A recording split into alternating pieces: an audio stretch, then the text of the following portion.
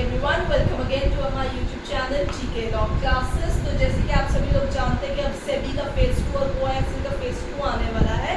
तो I hope आप सबकी प्रिपरेशन एकदम A1 चल रही होगी। अगर आपको कोई भी कंपनीज लॉ या लिमिटेड लायबिलिटी एक्ट या कोई भी और वेरियस एक्ट के रिगार्डिंग नोट्स की नीड है परफेक्ट रिविजन के लिए, तो don't forget to hit the subscribe button, जिसमें आप हमारे चैनल में जाके वेरियस एक्ट्स को चेकआउट कर सकते हैं और अपने नोट्स को बना के रिविजन को एकदम A1 कर सकते हैं। तो स्टूडेंट, जैसे कि आप सभी लोग जानते हैं 1 सितंबर को IFSC का एग्जाम है ग्रेड 1 लीगल का।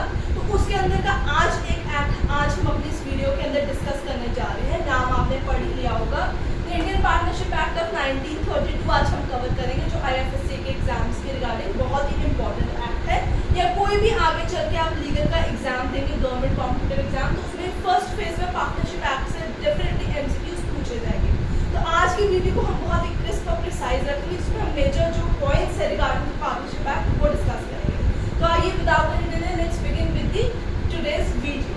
इंडियन पार्टनरशिप एक्ट और the partnership act, whatever name you want to call, ये पहले जो था इंडियन कॉन्ट्रैक्ट एक्ट का हिस्सा था, बट बाद में इसे रिपील कर दिया गया और ये इंडिपेंडेंट एक्ट के बेसिस के ऊपर फॉर्मुलेट हो गया। आज के टाइम में भी जब भी हम कोई भी लॉ गवर्नमेंट कॉम्पिटिटिव एग्जाम्स की तैयारी करते हैं, तो हम कॉन्ट्रैक्ट लॉज की बात करते हैं, तो उसमें Indian contract act, sales of goods act और वैसे ही पार्टनरशिप एक्ट आता है स्पेसिफिक रिलीफ एक्ट के साथ। इसी के साथ मैं आपको बता दूं कि कॉन्ट्रैक्ट एक्ट और स्पेसिफिक रिलीफ एक्ट के कुछ शॉर्ट्स भी हमारे चैनल पे ऑलरेडी अवेलेबल है, आप उन्हें भी चेकआउट कर सकते हैं। तो आइए स्टार्ट करते हैं with what does the word partnership exactly mean. हमें सबसे पहले समझना होगा कि पार्टनरशिप वर्ड होता क्या है। Now under the section 4 of the partnership act, यहाँ पे लिखा हुआ definition 4, पार्टनरशिप का मतलब समझाया गया है। पार्टनरशिप का मतलब होता है एक तरीके का relationship between 2 or more persons जिन्होंने एग्री किया होता है to share the profit of the business carried on by all or any of them. So that particular agreement of dealing or doing a business or a lawful trade in the country for through mutual agency for profit sharing is known as partnership. तो essentials आज आप देख सकते हैं सामने video में मैंने आपके सामने लिखे हुए हैं। These are the essentials. ये एसेंशियल्स ही बाइफरकेट किए गए हैं, यानी एसेंशियल्स ही डेफिनेशंस का हिस्सा है। उसमें से मैंने ये कुछ एसेंशियल्स आप लोगों के लिए निकाल दिए हैं। पार्टनरशिप माने partnership has to between 2 or more persons। One person का कोई पार्टनरशिप का एग्जिस्टेंस नहीं होता है। There has to be an partnership agreement, यानी उनका एक कंसेंसस एट इडियम होना चाहिए, वो लोग राजी होने चाहिए, उनकी राजीनामा होना चाहिए for doing what a lawful business trade और commerce. Under section 12 of the partnership act you will see what does the lawful business mean. कौन सा सरकार की नजर में लॉफुल बिजनेस है, कौन सा अनलॉफुल है, वो सेक्शन 12 में एक्सप्लेन किया गया है। Next, what is the motive of framing this partnership agreement, that is profit sharing between the partners. उनका सोल मोटिव होगा प्रॉफिट शेयर करना, जो बिजनेस ट्रेड कॉमर्स में से उन्होंने अचीव किया होगा। Last thing, very important essential of a partnership under section 13 of this act is mutual agency। जब तक वो mutual agency नहीं होगा तो हम उसे पार्टनरशिप जो है कैलकुलेट नहीं कर सकते। सो ये जो आपकी essentials है, यही आपकी डेफिनेशन है जो आगे चल के उन्होंने इलेबोरेट की हुई है अंडर सेक्शन नंबर 4। तो आप इस essentials को जो है पेन डाउन कर सकते हैं। आइए अब बात समझते हैं ये एक्ट होने में कब आया इंडिया के अंदर। So 1 October 1932 from the date when this act is applicable in the country. तो अगर आपको MCQ आया तो आपने बताना है the date would be 1 October 1932। Now students, let's come to the another point, how much partners are required under partnership act for forming a partnership agreement. कितने required है? Maximum 100, minimum 2। यानी मैंने आपको पहले ही कह दिया 2 या 2 से ज्यादा होंगे तो ही पार्टनरशिप होगी। So minimum requirement is 2 partners. Maximum partnership agreement में कितने पार्टनर्स हो सकते हैं? 100 हो सकते हैं। तो let's come to another question. मैं यहाँ पे आपको छोटे छोटे पॉइंट्स में सारा एक्ट समझाने की कोशिश करूंगी। एज इट इज जो बोल रही हूँ आपसे पेन डाउन कर सकते हैं, बोर्ड वाला भी पॉज करके आप पेन डाउन कर सकते हैं। आज की वीडियो पसंद आ रही हो तो डेफिनेटली इसे लाइक शेयर कीजिए ज़्यादा से ज़्यादा और चैनल को सब्सक्राइब करना भूलिएगा। स्टूडेंट्स, इसी के साथ मैं आप लोगों से रिक्वेस्ट करती हूँ कि अगर आप चाहते हैं कि हम कुछ और वे ऑफ टीचिंग बताएं या कोई और पर्टिकुलर सब्जेक्ट आपको पढ़ाए जो आप पढ़ना चाहते हैं, तो नीचे आप कमेंट सेक्शन में डेफिनेटली मेंशन कीजिए। आइए अब बात करते हैं the kind of partnership, not kind of partners but partnership. इस चीज़ के ऊपर ध्यान रखना है। सबसे पहले हम जब जनरली आम बात करते हैं अकॉर्डिंग टू एक्ट, तो हमें 2 तरीके की पार्टनरशिप मिलती है। नंबर 1 है at will, section number 7। At will का मतलब है कि बेसिकली है। जब तक पार्टनर उसे डिसॉल्व ना करें तब तक पार्टनरशिप इन कॉन्टिन्यूटी रहेगी।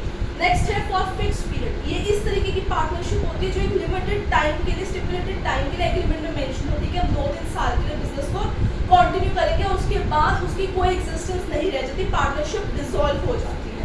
तो ये जो दोनों तरीके हैं, at will and at this fix period, ये basically on the basis of time है, ठीक है। These are what on the basis of time. So kind of partnership हम दो तरीके से पढ़ते हैं, on the basis of time और दूसरा है ऑन बेसिस ऑफ एक्सटेंट, ठीक है। इस चीज को आपको याद रखना होगा। On the basis of time में we have partnership at will and for fix period, जबकि on the basis of extent we have particular partnership under section 8 and we have general partnership. particular partnership माने किसी particular trade या commerce के लिए हमने वो partnership establish की है, किसी particular चीज को डील करने के लिए, कोई particular business डील करने के लिए हमने partnership बनाई है। general partnership में आप किसी भी तरीके का trade और commerce कर सकते हैं जो आपका lawful हो। so this is the kind of partnership। अब आपको section 5 में scope of act बताऊंगी, तो आप उसको as it is pen down कर लीजिएगा, क्योंकि उसमें भी डेफिनेटली क्वेश्चन जो है वो आता है।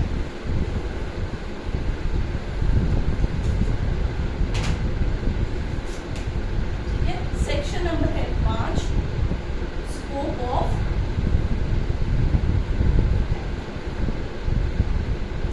ठीक है, what is the scope of act? So a partnership, मैं पी डॉट लगाऊंगी, that means partnership arises from, ठीक है, a partnership arises from contract not status। ये लाइन आपको याद रखनी होगी, that a partnership arises from a contract not from a status। under section number 5 of this particular act आपको scope of the act explain किया गया है। तो स्टूडेंट्स, आई होप आपको इंपॉर्टेंट पॉइंट्स पता चल रहे होंगे। ये जो स्कोप है ये बहुत ही इंपॉर्टेंट पॉइंट है, ठीक है। इसमें डेफिनेटली क्वेश्चन पूछा गया कि arises from contract and not from status. इसको नेगेटिव में से भी पूछा जा सकते हैं। आगे चलते हुए बात करते हैं kinds of partners. Kinds of partnership नहीं है, काइंड्स ऑफ पार्टनर्स है। मिनिमम 2, मैक्सिमम 100 ये आपके पार्टनर्स की लिमिट होती है। Kinds of partners, not partnership but partners, ठीक है। कौन से kind of partners? Kind of partners we have active. Active को हम मैनेजिंग भी कहते हैं। वी हैव नॉमिनल पार्टनर्स, ठीक है। We have in profit partners होंगे जिनका एक ही मोटिव होता है प्रॉफिट शेयर करना। वी हैव माइनर पार्टनर्स जिनको सिर्फ बेनिफिट्स मिलते हैं और किसी चीज की उनकी लायबिलिटी नहीं, जिनको सिर्फ benefits out of that partnership भी अवेलेबल होते हैं। एक होते हैं आपके स्लीपिंग या जिन्हें आप डोरमेंट पार्टनर्स भी कहते हैं, ठीक है। एक और आते हैं, उन्हें हम कहते हैं बाय स्टॉक। तो ये आपके काइंड्स ऑफ पार्टनर है।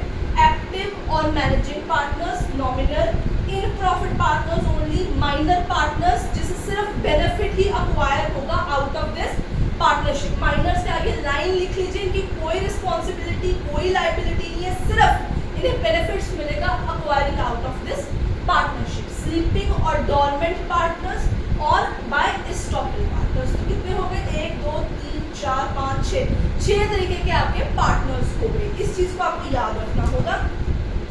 अब हम आगे चलते हैं और बात करते हैं rights and duties of partners. Rights and duties of partners, ठीक है स्टूडेंट्स। आई होप आपको वीडियो पसंद आ रही होगी और क्लैरिटी भी काफी पॉइंट्स की होगी। सबसे पहले बात करेंगे राइट्स ऑफ पार्टनर की, जिसमें सबसे पहले पार्ट आता है, उसका कौन सा राइट आता है? To participate in the firms business, section 12A, ठीक है। दूसरा, to express the opinion, section 12C। To have access to firms, book 12D, to share the profit under section 13B। मैं जो बोल रही हूँ राइट्स और सेक्शन नंबर आपको बता रही हूँ, आप इसे as it is print down कर लीजिए। मैं काफ़ी स्लो बोल रही हूँ और भी थोड़ा स्लो बोलने की कोशिश करती हूँ। To have interest on the capital of firm 13B, to indemnify for the loss because of his negligence 13E, to get expelled from the firm अगर उसने कुछ गलत किया है 33 number. Then we have section number 31, that is to prevent introduction of new partners। अगर कोई previous existing partner से लगता है कि नए पार्टनर की इंट्रोडक्शन से फॉर्मेशन ऑफ फर्म चेंज हो जाएगी, काम में असर पड़ेगा, कंपटीशन में असर पड़ेगा, तो वो जो है रोक सकता है, वो परमिशन नहीं दे सकता। He could not grant the permission of introduction of new partner into the firm, वो वोट कर सकता है for non favourable. 31 32 right to retire, उसके पास पूरा पावर है, वो जब चाहे पार्टनरशिप से रिटायर हो सकता है by writing to other partners. Next comes your duties of the partner. Section 9, to greatest common advantage of good faith. Then section 11 clause 12, to render true account and not to carry any other business. जब आप किसी भी partnership का हिस्सा होते हैं, उस जो बिजनेस वो पार्टनरशिप कंडक्ट करी थी, उस बिजनेस को आप अपना पर्सनली कंडक्ट नहीं कर सकते, या उस बिजनेस ट्रेड कमर्स रिलेटेड किसी और बिजनेस या पार्टनरशिप फर्म को ज्वाइन नहीं कर सकते।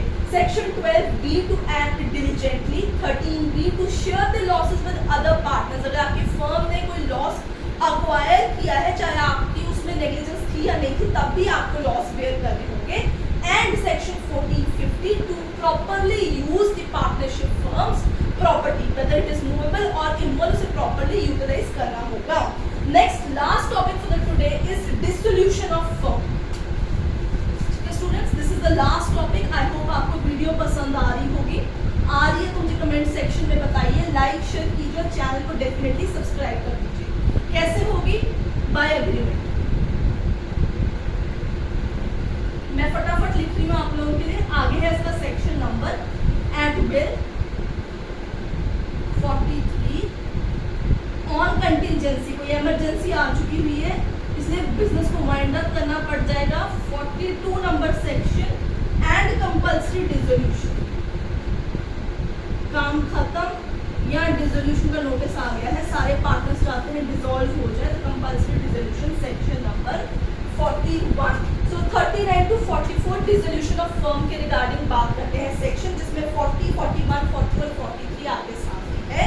सो आई होप आपको आज की वीडियो हमारी पसंद आई होगी और आपकी पार्टनरशिप एक्ट की जो नोट्स है प्रॉपर्ली प्रिपेयर हो जाएगा और एग्जाम्स में तो बेनिफिट करेगा ही करेगा। आज की वीडियो पसंद आए तो लाइक शेयर कर दीजिए, चैनल को सब्सक्राइब करना भूलेगा मत। I will see you next with another video.